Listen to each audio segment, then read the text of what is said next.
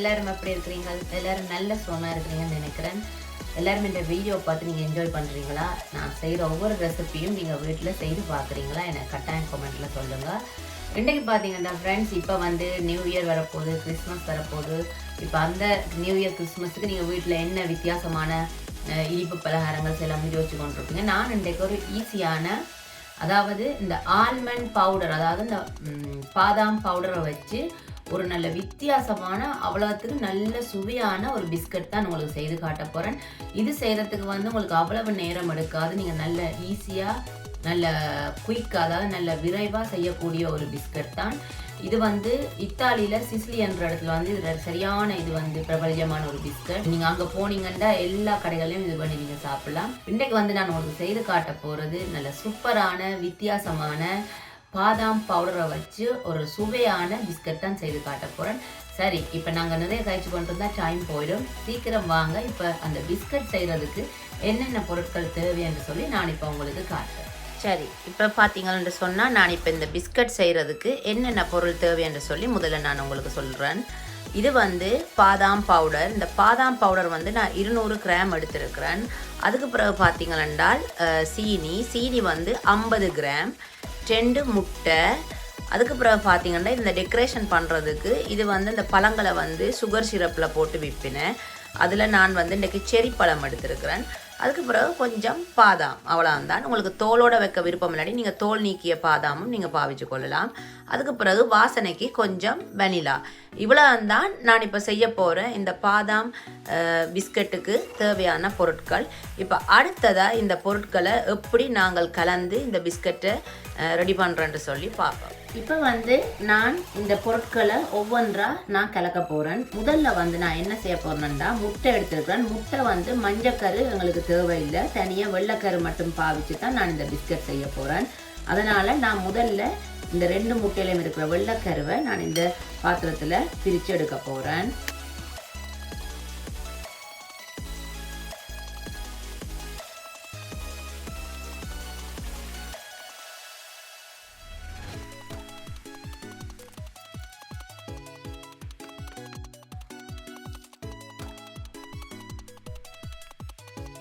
இப்போ இதில் வந்து நான் 2 முட்டையும் வெள்ளைக்கரு எடுத்து வச்சிருக்கிறேன். இப்போ இந்த வெள்ளைக்கருவுக்குள்ளே நான் வாசனைக்கு கொஞ்சம் வெனிலா விட போகிறேன். வெனிலா வந்து வாசனைக்கு ஏற்றவாறு விடலாம், இதுக்கு அளவுன்றது இல்லை.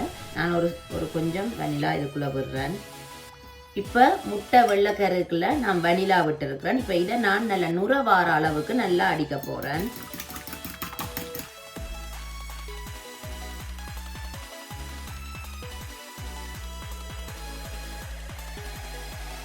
பார்த்தீங்கன்னா இப்போ நல்ல நுர அளவாக வந்துட்டுது. இப்போ இவ்வளவு நுர வார அளவுக்கு அடித்தா இது போதுமானது.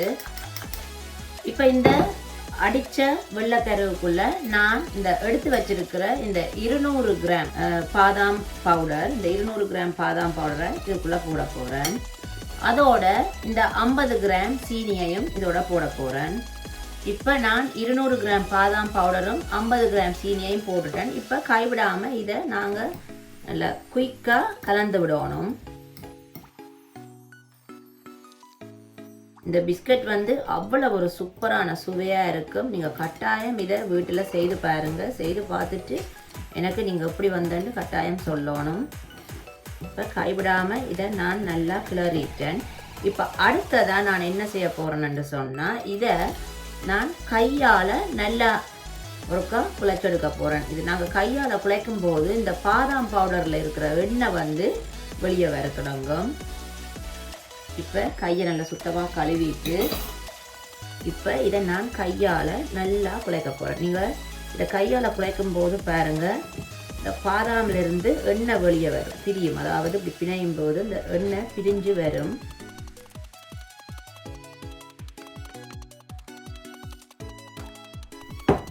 பாருங்க, அந்த கை சூட்டுக்கு இந்த பாதாம்ல இருந்து எண்ணெய் வெளியே பிரிஞ்சு வர தொடங்கிடும். பார்த்தீங்கன்னா உங்களுக்கு தெரியும், இந்த சட்டியோட ஒட்டாமல் இதெல்லாம் அப்படியே உருண்டு வர தொடங்கிடும். ஏன்னா பாதாமில் வந்து எண்ணெய்த்தன்மை இருக்கிறதால நாங்கள் கை படும்போது, அதாவது கையில் இருக்கிற அந்த சூடு படும்போது இந்த பாதாமில் இருக்கிற எண்ணெய் பிரிஞ்சு வர தொடங்கிடும்.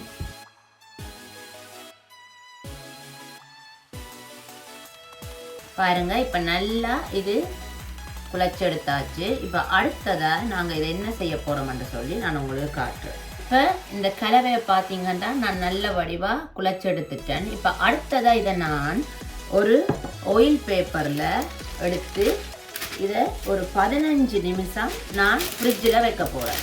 அதாவது நீங்கள் ஃப்ரிட்ஜில் நார்மல் டெம்பரேச்சரில் நீங்கள் ஃப்ரிட்ஜில் வைக்கணும். நார்மலாக நீங்கள் ஃப்ரிட்ஜில் இந்த நார்மல் டெம்பரேச்சர் இருக்குது தானே, அதாவது ஃப்ரீசரில் இல்லை, நார்மலாக ஃப்ரிட்ஜில் வைக்கணும். இப்போ நான் இதை ஒரு 15 நிமிஷம் ஃப்ரிட்ஜில் வச்சுட்டு அடுத்ததாக இதை நான் எப்படி பிஸ்கட் வடிவங்களை ரெடி பண்ணி பேக் பண்ணி எடுக்கிறேன்னு சொல்லி நான் உங்களுக்கு காட்டுறேன். இப்போ இந்த பிஸ்கட் மிக்ஸை வந்து நான் ஃப்ரிட்ஜில் வச்சேன். நான் 15 நிமிஷம் அதுக்குள்ளே வைக்க சொல்லி சொன்னேன். நான் இப்போ 15 நிமிஷம் ஆயிட்டுது.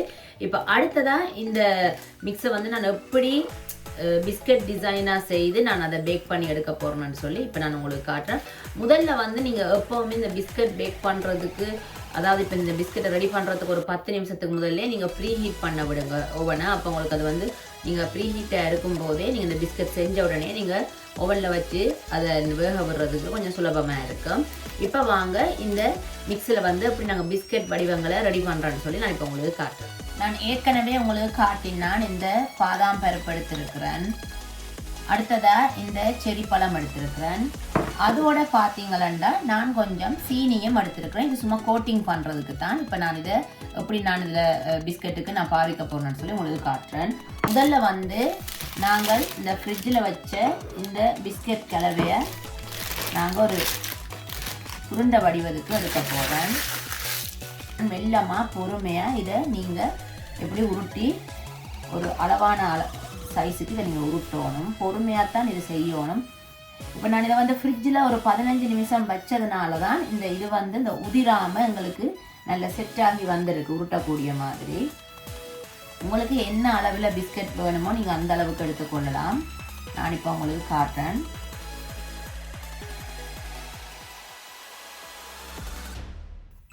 இப்போ நான் இது ஒரு அளவாக உருட்டி எடுத்துட்டேன். அடுத்ததாக இதை நான் துண்டு துண்டுகளாக வெட்ட போகிறேன்.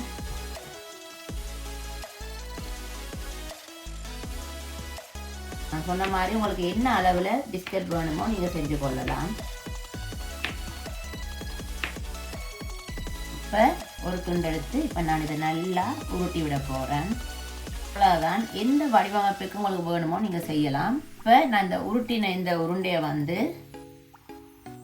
இப்படி 2 விரல் வச்சு நான் இதை இப்படி அமர்த்தி விட போகிறேன். பாருங்க, நல்ல வடிவாக இருக்குது. இப்போ இது நான் எனக்கு பிடிச்ச ஒரு வடிவத்தில் செய்கிறேன். உங்களுக்கு வேறு ஏதாவது தப்பையா ரவுண்டாக சதுரமாக விருப்பம்னா நீங்கள் செஞ்சு கொள்ளலாம். அவ்வளோதான். இப்போ அடுத்ததாக நான் இன்னொன்று செய்து காட்டுறேன்.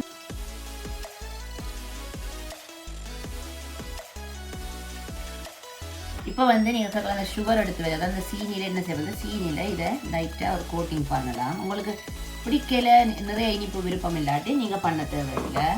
இப்போ இதை நான் வந்து மெதுவாக இப்படி அமர்த்தி விட போகிறேன்.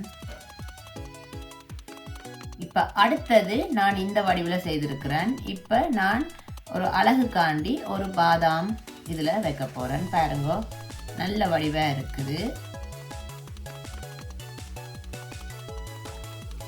இப்போ இன்னொரு விதமாக நான் உங்களுக்கு செய்து காட்டுறேன்.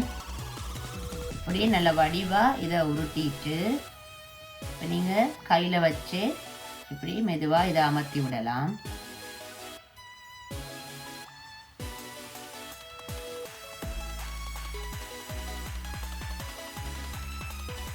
அடுத்ததாக நான் இதில் ஒரு செரி பழம் வைக்க போகிறேன். பாருங்க என்ன வடிவாக இருக்குண்டு. இப்போ நான் எல்லா பிஸ்கட்டுகளையும் வடிவாக நான் ரெடி பண்ணி போட்டு உங்களுக்கு காட்டுறேன். அழகா சூப்பராக பாதாம் பிஸ்கட் அந்த மாதிரி ரெடியாக இருக்குது. இப்போ இதை இப்படியே சாப்பிட்றதில்ல, நான் இதை வந்து ஓவனில் வேக விட்டு எடுக்க போகிறேன். பாருங்க என்ன அழகா இந்த பாதாம் பவுடரில் செய்த இந்த பிஸ்கட் சூப்பராக இருக்குது. பார்க்கவே அவ்வளோ ஒரு அழகாக இருக்குது. நீங்கள் இந்த கிறிஸ்மஸ் நியூ இயருக்கு நீங்களும் செய்து பாருங்கள், எல்லாருமே விரும்பி சாப்பிடுவீங்க. இப்போ அடுத்ததை நான் வந்து இதை ஓவனில் ஒரு 15 to 20 நிமிஷம் இதை நான் வேக விட்டு எடுக்க போகிறேன்.